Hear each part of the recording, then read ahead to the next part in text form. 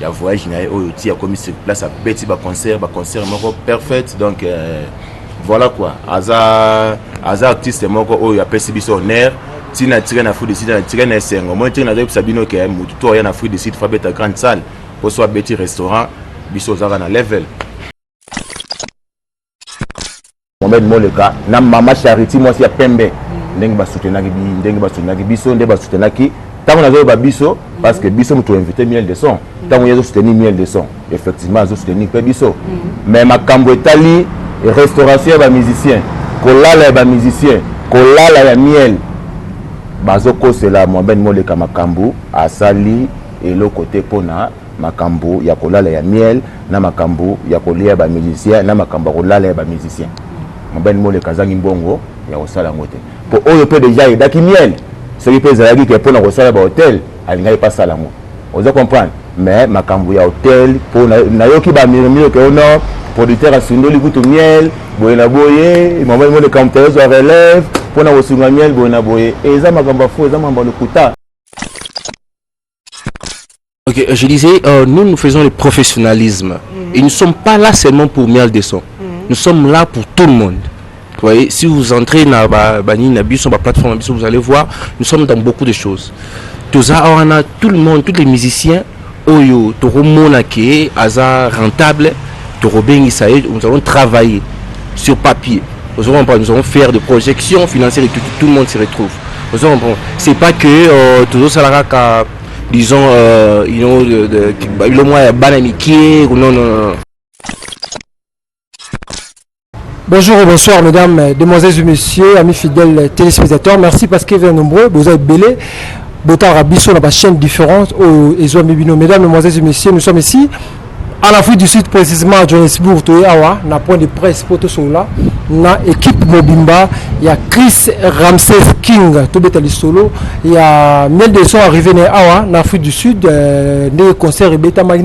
concert et bêta maki. Bien la équipe positif ou négatif. On va parler tout au long de cette émission. Cette point de presse, je ne suis pas seul. Nazana Erzumbayo, Nazana El Nao, Toromeka un peu tout cela. Na Chris Topé équipe, il y a production, il y a Chris Ramsey King à travers point de presse au Beaumont là-bas. Beaucoup de détails, tout. Il y a arrivé, il y a Miel de son, peut arriver au Bazo Bongisa pour là-bas, musicien Moussoussou. Je suis avec El Nao, Pembe Nanga, la PC Mbote. Bonjour El Nao. Bonjour Yannick Wenge, très bien merci.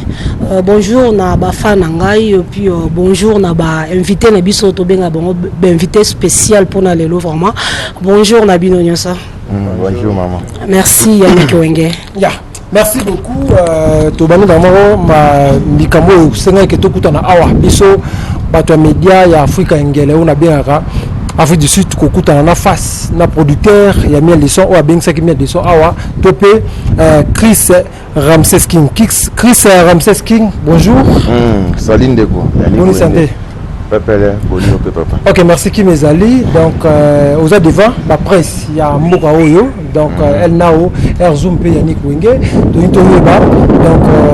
depuis Sabiso arrivé, il y a Miel de son solo que non Miel de son aya na Afrique du Sud pa beta. Ezaki Miel na préparer abaya et puis ça kayo a proposer kayo to ezaki idée yo moko lingaki que non Miel aya pe ce que za idée yo idée on utaka wapi na binza Miel awa na groupe. Merci premièrement pour la question. Na espace aussi pour biso pour te mettre ko so la na bande ko na biso ya partout ya monde entier. Donc idée wana et utaki depuis Kin parce que nazalana Miel de son à Congo et je crois na février le 14 février na betaka premier concert na Yolo sidi wana et puis bana Yolo baebi ba tout ba participer na concert wana baebi après concert wana des programmes yandula Afrique du Sud bima wana donc moni récite yandula Yolo on a proposé que na FC leader au moni autour de concert na Yolo mokili ndimi batu bayoki préambule basepeli siko photo suka nango te photo kende nango lisu na mboka nanga na zala na Afrique du Sud comme ça to continuer ngo kuna to yo qui s'appelle lisu mokili ya côté kuna bayoka album na yo po ba bayeba banzela nini baline nini okena album na yo pour eza pesu bien pour la promotion na évolution ya groupe na yo ye pa mona ki idée za ki correct et puis tindenge na ki kozonga boye na bandaki mbala mo ba démarche ya ko landela ba administration mambo na tout tellement couronné za ki makasi et bloqué biso ti nangonga suka ba tonga makambo yo kofungama il y a un peu de monde artiste à réaliser qui promesse oyo to sala qui na depuis Congo pour na koya na Afrique du Sud pour à beta ba concert donc pour la question na yo réponse yango wana idée outa depuis Congo oyo ngana proposer to bandango ensemble ngana na Congo donc voilà ça là est politaire arrivé na ça réussite total tout moment be chèque ezai moi na ndenga système malgré le ba chèque té c'est ça qui réussite total et pour nous la sincère au moni na makambo nyonso surtout ma musique et ma musique ndenge ekendaka donc so na bito zoleka na réussite wana na kosi bon des faits payés ou bien le remords puis ma beau embrouillé biso tourner na biso ça la quitté mais bilan na ye eza positif eza positif parce que kokoma na ye nanu yo zaki na aéroport au monde a déjà kay ndenge zalaki na ba organisation ndenge zalaki et puis kolongo aéroport kokoma na na hôtel lobby nango ayaki visite à salle bon monde a qui événement ndenge bande ko leka ndenge ba organisation tout ezalaki vraiment to respectaki vraiment ba air na biso ya ba événement tout ya makambo tout to bande ko sala en plus artiste a commis sur place a sali ba production na ye et puis a longoli pe défi oyo nanu elongwa te na Afrique du Sud oyo ezaki eza mutu aliboso aye kobeta grande salle na kati ya Afrique du Sud nazoloba bien na kati ya transport te na kati ya Afrique du Sud mobimba tovanda na mboka oyo toyebi ba musicien soki baye babetaka na ba boîte babetaka na ba restaurant miel azali musicien liboso oyo aye na Afrique du Sud abeti grande salle oyo ezaki bato bakoti bato misuku bazaki sir na biso te nazana ba audio na téléphone na nga je connais hotel la bino balancer comme na ndenge bato bandaki ko boya idée na biso pourquoi to beta mien na grande salle ba mission tout ba mission ko beta na ba restaurant na ba bar pour na moi il est bizarre moi ko teka masanga ndenge zalaka et puis misu pe yo duka ba banga ba ngo pe ko beta ba grande salle pour assurer na ye moroté azo ba te ko tonda bien tonda te mais biso to oser quand même il y a aussi miel non et il faut beta salle oyo tango pe to kei to moni salle avant putaya na tindela dia vidéo ya salle tant to kender au salle ba payment bloc on a tout l'air mona vidéo ya salle na la qui c'est restaurant a tal pe vidéo ya restaurant ye moka décider bi non bête na restaurant na bête na grande salle na tout n'est que ça deux fois même si est-ce que vous assure qu'on a confirmé concert na salle ye moka lobi ko salle route erreur ya restaurant ngana bête na salle na mona donc artiste tia lungwa ki Congo tia yaki awa na mboka oyo azaki déjà décisif pour na olobaka na beta grande salle wana ata bato balinga ko beta ba grande salle te mais nga fona tika défi wana ke grande salle beta na kata Afrique du Sud donc lelo nga pe naza fier ya olobaka naza muto liboso oyo na organiser concert na kata Afrique du Sud et puis concert beta na grande salle donc lelo défi on la tiki et olanda ba musicien nyonso ba oya na sima musicien toi oya na sima au comme na poste beta na grande salle poste beta na restaurant concert na yo ezala vraiment crédibilité pour miel déjà si à sauter ma restaurant qui est dans la grande salle donc soki mutaye na sima fa beta grande salle ou soit beta salle ou eleki miel ou salle ou eleki côté miel la beta ripona amati salisusu ni na ye quoi donc OK merci beaucoup les grands producteurs je suis passé Lazara Bandeko nanga la PC micro et puis il y a elle na la patronne azara moi mituna retourna pe merci beaucoup Yannick Wenge bonjour encore nga question na ngeza pa ya ram na lingi na eba pangama ba fan so toza awa ezaka biso te ezaka batunde balinga ka ba yeba quand même parce que bango bazala msu na facilité ya komona bino te ba producteur alors question o eza question ya ba fan na bino o balinga ka bino balinga ka yo bino ba producteur o bozo ça la fierté ya musique alors question na nga eza boye après la prestation ya miel des sons idée ezani ni pour artiste viba concrétisation na en Afrique du Sud et ba idée ezamwa ebele on nazana na équipe où tout travailler ensemble pour artiste ici a pesi biso déjà réussite pour passage en Afrique du Sud déjà réussite abeti bandule na ye normal asali tourner na ye normal ti azongi pe abonne difforme le moment ba salanité donc ba projet za mo ebele et peut-être so nzamba sungi na mois de février artiste akozonga sous kota Cape Town parce que tobeta ki Jean Esprit tobeta ki Dirba mais Cape Town to komagité ba ta Cape Town bazali vraiment na souci wana ke mia na koma mais komagité et heureusement to jouer sous contrat monsieur à Cape Town où ils a déjà signé donc mois de février artiste azonga sous awana coupe na pour na le Canada directement na Cape Town abeta côté ya Cape Town quoi mais sinon ba organisation za makasi directeur azawa et Emerald Ndonga équipe mobile zaliawa toza pe na Pascal azawana et toza pe na Chris au mona nga ya biso ba Chris donc donc on na ba fiche na biso tout ça ba conseil à production Jordan Service donc eza compagnie na biso moko eza lien na maison de production ngai et Jordan Service représentant nango yeyo donc tous a vraiment collaboration na ba mituna misupe ba kilo wana donc faut boire la moi OK là tout le nom Chris bonjour hein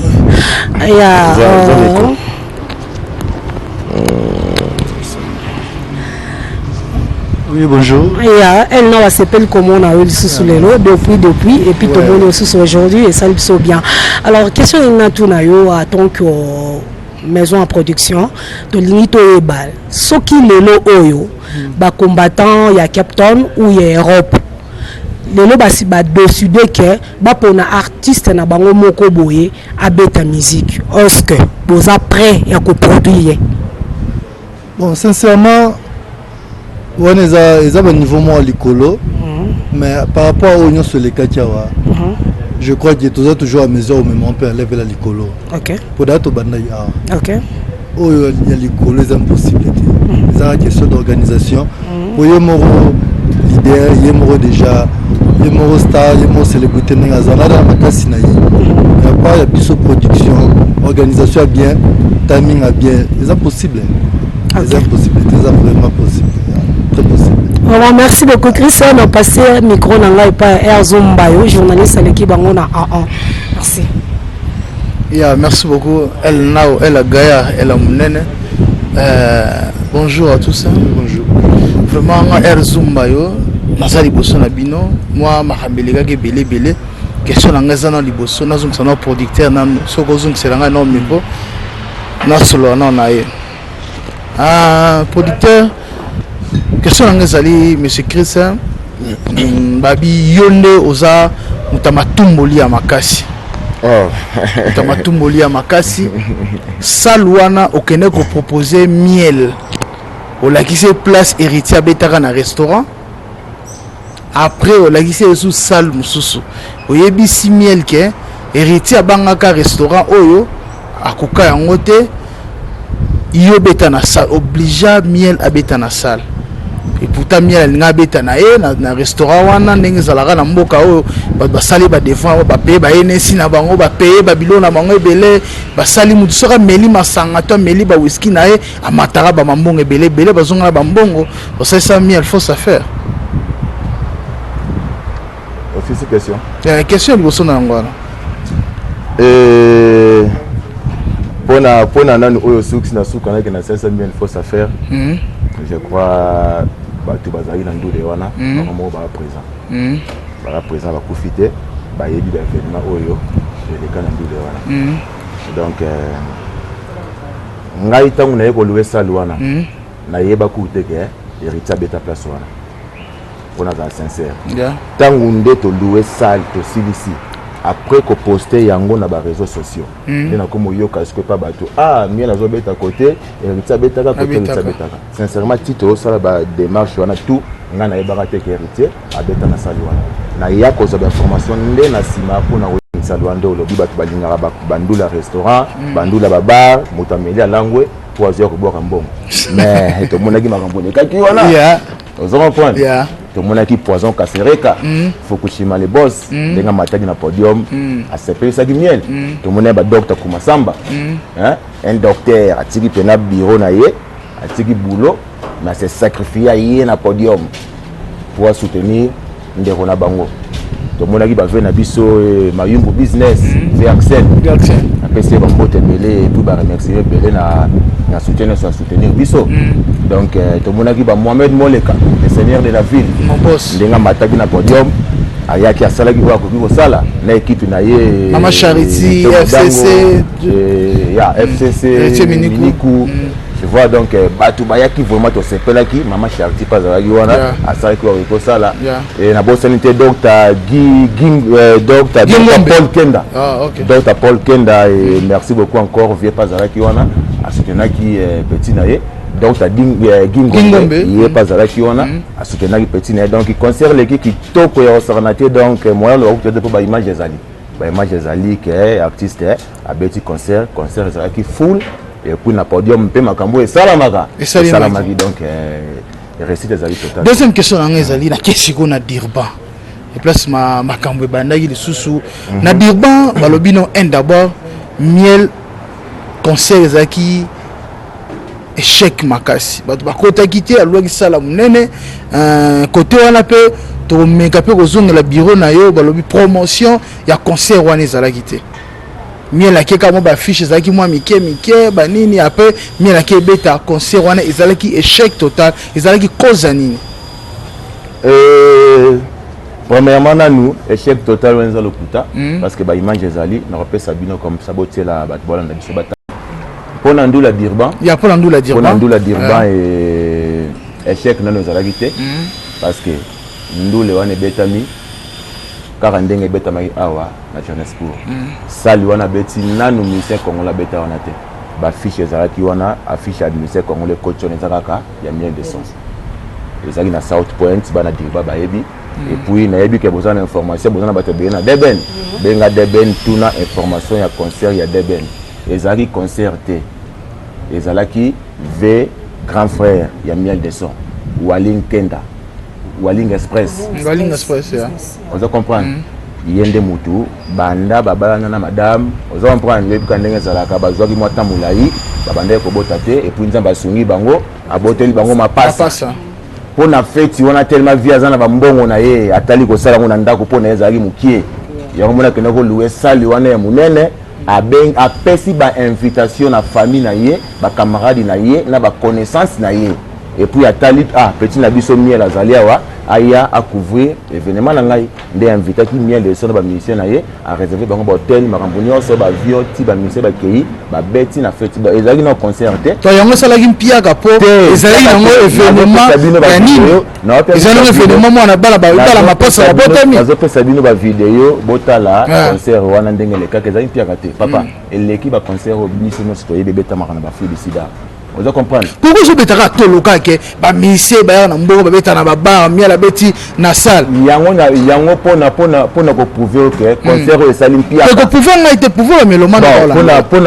pona ko confirmer ba Holanda biso concert e salim piaka il faut zala que to beti pe na bar bien na restaurant côté ba betaka e salim piaka wana yo ba salim piaka mais ba beti na grande salle il y a plus de 1500 personnes et puis ça les a half full. Vous comprenez? Yo le bangon piaka Afulana, le bon la lingala. Donc il a déjà moitié déjà full. Dans Katika ça les a vu déjà exactement full. Aux enfants. Mais ceux qui déjà ça les a full, ceux qui ça les a il y a 1000 personnes et il y a 1500. Beaucoup de 1000 personnes. Ça les tondi bien et tondi aux hommes donc botika ko sala ba bon yete mais bato batika ko sala ba campagne pour na ko déstabiliser tourner ya miel de son ya fou de site o ezaki asali makambo oyo ba musicien ya bo nyonso to yoka ka makelele ba sala te ngana zo beta sete na leko na Paul j'ai vu ici en avant da awa na mona ba musicien tout na mona na la ndenge émission mo boye na moni frère na biso Mini Abraham hein na pesi mbote to yebani te mais na talaka émission na aux artistes il faut na rectifier le quoi na poti ko ça na TV na zona média o evanda na fruit d'ici Mini Abraham odia awa yo moko 100 musiciens au beta salité au beta ou soki bar soki abeta ba sera les équipes voilà donc ba tu bayana ba musiciens na mboka o le comme production direct les a fallu poupa héritier Watanabe, Papa Wemba, troisième mouton, quatrième personne, ils ont miel de son. bawera baya bakora bakofi baya bakora alinga ko ya production mais simbate ba bloquer bango donc il faut poser un respect ya ba ya valeur o ba mininga na bino bazoya na bamboka mibanda bazoya kosala et non o le kanate volo baga eloko mo be pose pesa mukili mais biso na fuli sito yebi ke o ya kayo moko Nandira Lubumbashi ti okomi obeti basal papa donc tu vois les mais là côté production moi côté production on appelle ça directeur à classer boulot mususu moi mayu ya ezali côté production côté na bino to monaki banda miel ayaki awa comme miel panzana ki makasité maison na bino moi côté wana boza babi boza moi likengu boza ko lengela mbongo boli ko pesa ba journaliste mbongo te basa la promotion ya ba artiste o boza ko bengisa ba journaliste ba ozo mbongo te ebele ba mbongo te basala ki misala en plus na dire pas pe kuna miel akei pe lokola bo expliquer population que awa bokena ipo na maison pona kena pona ko sepelisa na fête biso to senga na bino miel lamso za artiste liboso oyo boyambi na maison na bino ba artiste ba roya botika kikokoto mwa wana bofungola mwa maboko. Non, merci pour la question. On a répondu mon qui et puis je vais citer la news. Premièrement, tu vois, nananita ya monde tu vois qu'il y a même le rôle de la forêt conscient les acquis annulés, même Kofi Olomide conscient les acquis annulés dit va bloquer la Covid, va éviter tout. Tu vois quand on était en train d'organiser Babiloko yo, Ezalaki donc Babiloko n'y a soin qui mis en jeu. Les écartés qui doivent s'épeler ça, Bana Johannesburg ou bien non. Le vieux Walling, comme Chris vient de l'expliquer, Azaki n'a fait. Mais bien au monde qui carnaval ou seulement qui pour nous yamba un aéroport, na nyoizawana donc nous tout qui plein.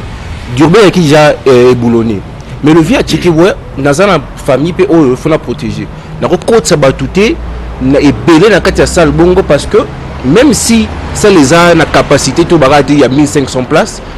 na niveau Covid regulations en français comment français on peut qui manga calami donc ba Covid ba mesures barrières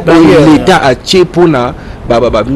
grand événement comme ça ils ont restructuré au moment donc à quoi qu'on soit que ba kanga ba s'entasser bongo et pour étonner bandima non il y avait la capacité de le faire. Pourquoi? Parce que même si on est d'accord avec déjà on a tout en place nous on bien tout tu vois mais aussi il faut pas enlever l'astuce que muto alinga qui met les choses à la dire bon azaki de na but na que a festoyer na bande konaï tu vois oui ba tu musu ba côté qui na bango mais il fallait ba tout ezala bomo ba bina qui tout donc pour ezala ba base la maladie. Yeah, merci beaucoup. C'est un producteur vraiment. Na tout nous ma question mon robot. Na maki concert na biso. Yenga na zala ina ngala dirbante. Yele mutakenda ina bino elongo. ABC biso bo etona ya mena tout ba question lobike. Producteur o ayaki na miel de son awa Ramses akatana ki azala ki susu na mbongo te. Mohamed Mole Kande mutu azwaki relève wana pote asungaye na makambu nyonso to makambu ebele si hôtel ya ba musicien kolia ba musicien même place miel de son hôtel avandaki Mohamed Mole Kande mutu azwaki charge wana ya kolia pe makambu nyonso to lingi to yo kanto bango na munoko na yo moko ozali awa eza ya solo to eza lokuta ke Mohamed Mole Ka alwoki kutina basal. Merci beaucoup pour la question. Merci beaucoup pour la question. Et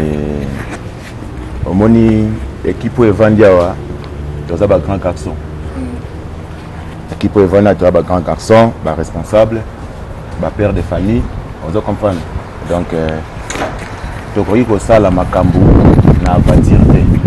et puis tu vois ça la paix makambu te que na genre que tozo meka. On doit comprendre. Il faut tout ça la likambo ok tout ça na la détermination nango et puis tout ça et comment tout ça na capacité ya finaliser makambo oyo tout ça nango pour ça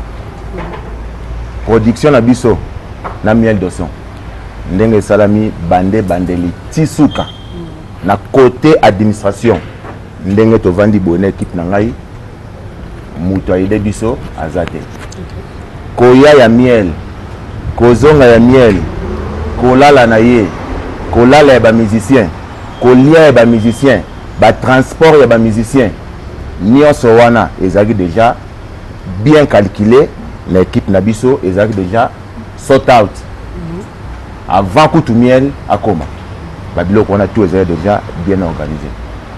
Mohamed Moleka, le seigneur de la ville, le boss, la PC Mbote, et puis bah merci Belé Sikazali. Na koki ko ignorer moi na mobile yo ante poso na ignorer penza ba sa nini a ko ignorer ngai. Vous comprenez? Pour le type à kota qui vraiment na mutema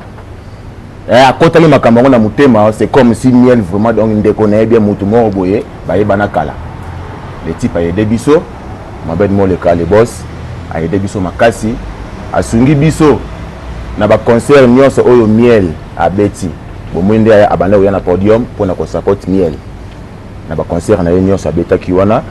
même awa na oya beta ki pa poison Kazireka to monaki équipe ya Mohamed Moleka na mama Charity mwasi ya pembe ndenge ba soutenaki biso ndenge ba soutenaki tango nazo ba biso parce que biso mutu invité miel de son tango yezo soutenir miel de son effectivement azo soutenir pe biso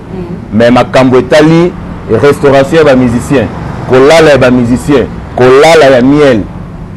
bazoko sela Mohamed Moleka makambu asali elo côté pona makambu ya kolala ya miel na makambu ya kolia ba musicien na makambu kolala ya musicien Mohamed Moleka zangi mbongo ya osala ngote po oyo pe déjà edaki miel celui pe zalaki ke pona kosala ba hotel alingai pas sala ngo ozo comprendre mais makambu ya hotel pona na yoki ba miremiro ke ono producteur asundoli kutu miel boye na boye Mohamed Moleka kamtezo relève pona kosunga miel boye na boye eza makambo fo eza mambo lukuta na sona Mohamed Moleka miko nyonso ba aide nyonso oyo asali pona miel de soy bando le kakutu par miel de soy ezaki deal peut-être ngai Mohamed Moleka soki ezalaki ke nazali na posa Mohamed Moleka futala biso tel na bomba te ozo comprendre ndenge na sola ngona ye mais na tika babenga jamais na episode ka futala biso tel parce que makambo déjà nyonso ezaki déjà bien réservé na sala kutu réservation na kutu venanga chaki musau témoin tant on a que nos foot en bon on a ouvert l'hôtel vous comprendre donc en tout cas na osenga merci mingi na bana ezani lobeka ya na osenga merci mingi na bana kije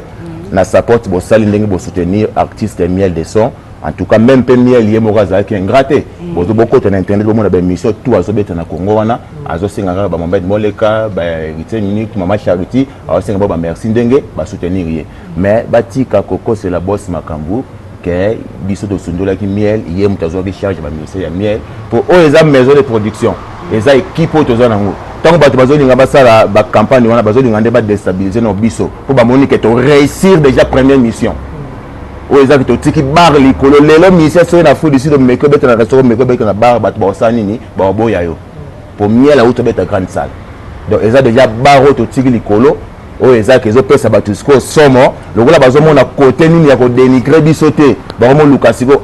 to mena ba ngono côté olemsu côté esani ni e ko isabango mais na yebike mission oyo seigneur de la ville Rolandango a yebike ke mutalobet makambo wana koseli na ye makambo mais merci beaucoup na oyo nyonso asali en tout cas naza sincère ya olobake asungi artiste miel de son à 100% pour ne pas kobanda kotanga ki asalaki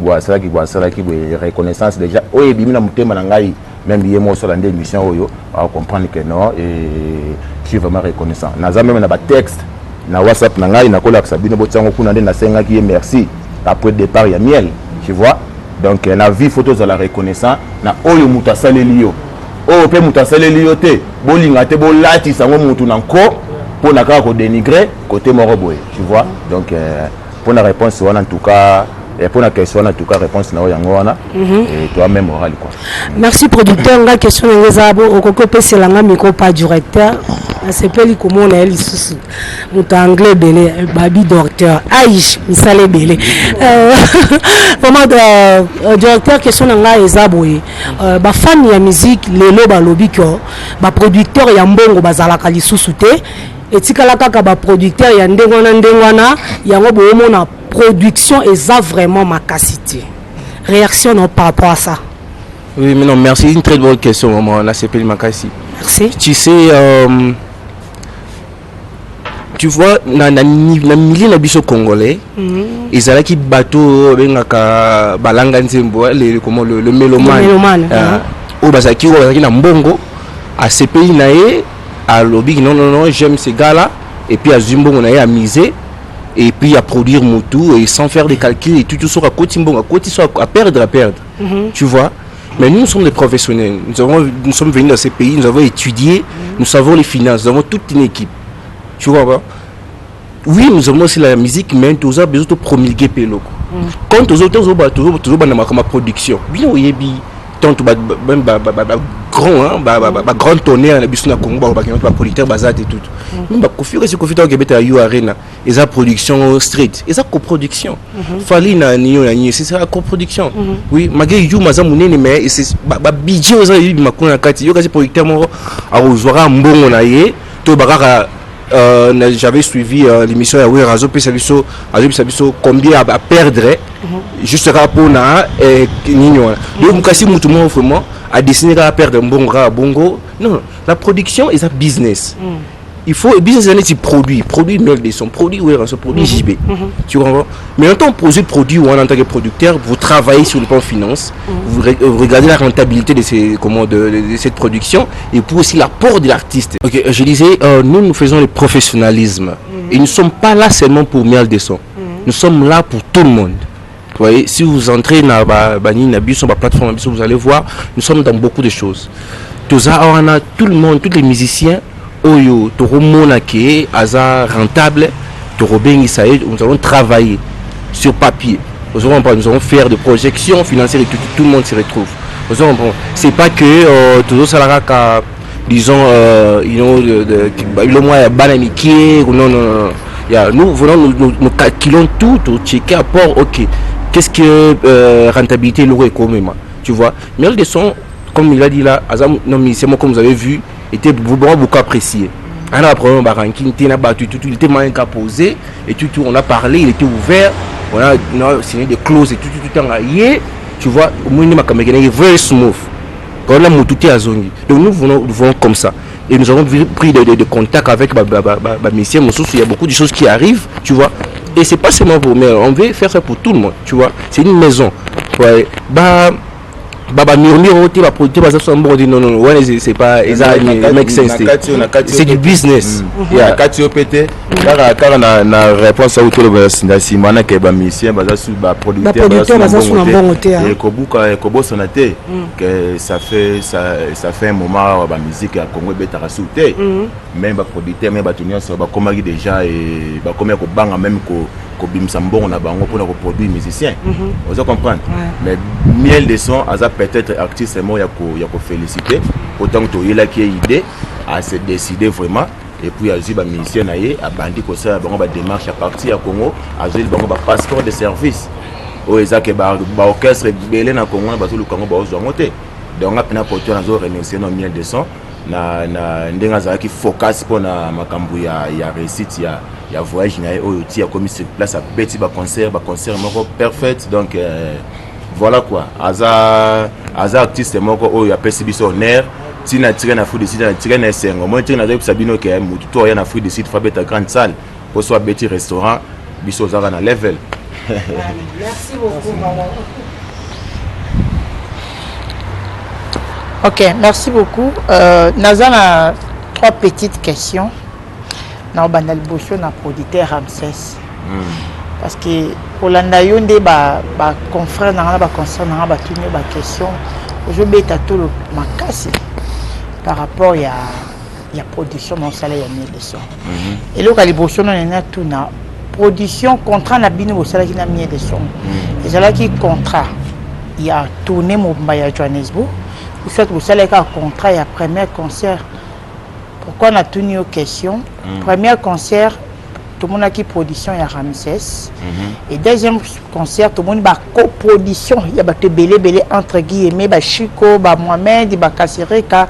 donc je sais pas moi et troisième concert ils allaient qui na Durban tout le monde peut production à Moutoumoussus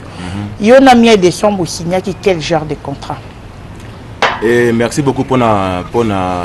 question et ngana miel des autres signer contrat il y a tourné Mobimba donc il y a Tanaï Mobimba il y a Fruit du Site ezali prévu photo beta Johannesburg, tobeti Durban, tobeti Pretoria, po tobeti Cape Town.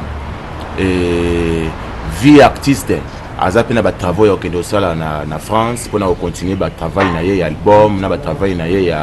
ya comment ya ba single azolinga bimisa nde temps et permettre quitter tout ça la voyage ya Cape Town pour kendo sili sakuna ya moni bazonga ki un peu rapide pour que de continuer misa na Paris pour asili sa single azolinga abimisa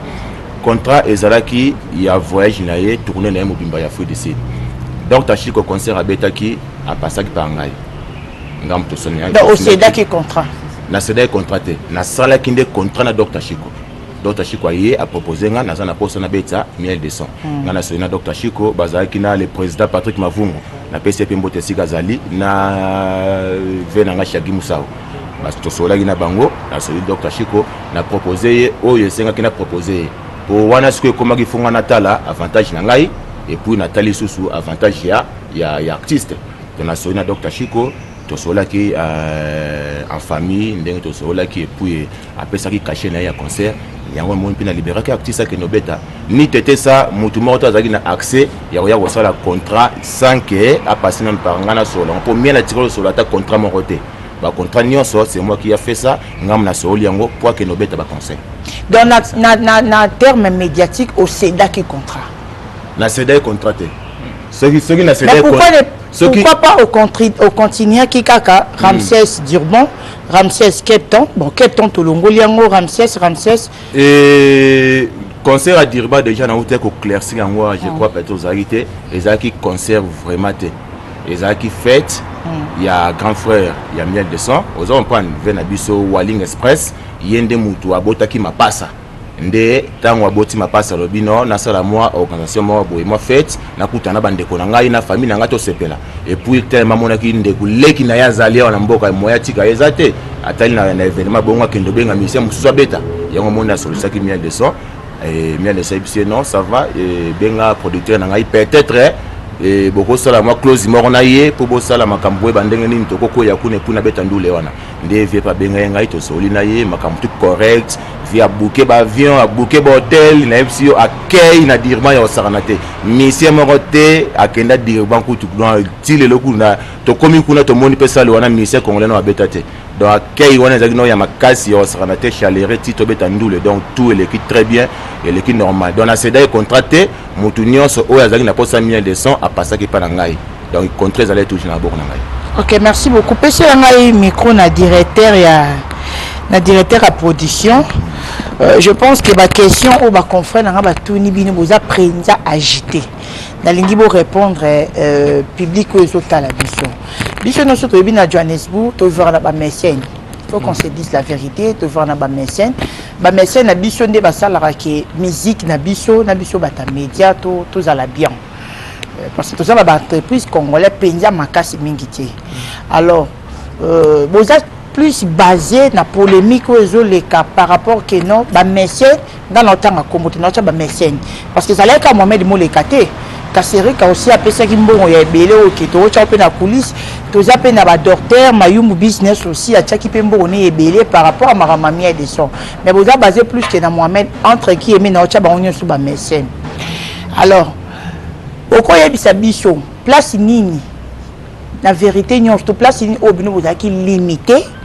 OK ba mécène ba ki ko épauler bino parce que mécène akabara mbongo na podium biso nyonso yebi comment est-ce que ba mécène na biso ba fonctionnaka mécène akabara mbongo na podium mécène européen sa musicien enveloppe